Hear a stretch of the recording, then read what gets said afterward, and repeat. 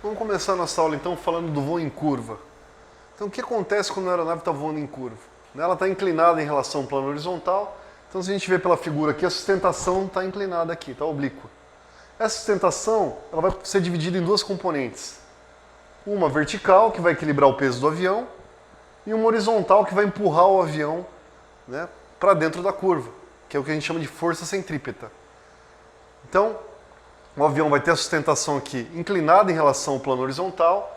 Se eu dividir ela em duas componentes, eu tenho a vertical, que vai equilibrar o peso, e a horizontal, que vai manter a aeronave dentro da curva, que vai empurrar ela para dentro da curva, que é a força centrípeta. Então, voo em curva, força centrípeta. A força centrípeta aumenta com a massa e a velocidade do corpo, e diminui com o raio de curva.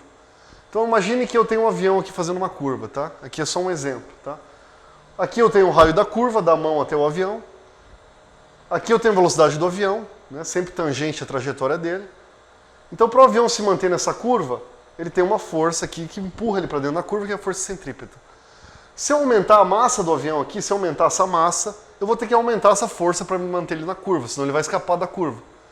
Se eu aumentar essa velocidade aqui, que é a velocidade com que o avião se encontra, eu também vou ter que aumentar essa força, que é a força centrípeta, para manter ele dentro da curva.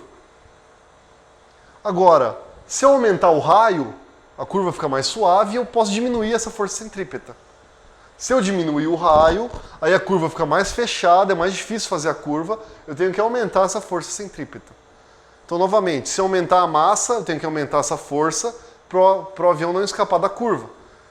Se eu aumentar a velocidade do avião, também eu tenho que aumentar essa força para o avião não escapar da curva, não sair para fora da curva, não derrapar. E se eu diminuir o raio da curva, também eu tenho que aumentar essa força, senão o avião não consegue fazer essa curva fechada.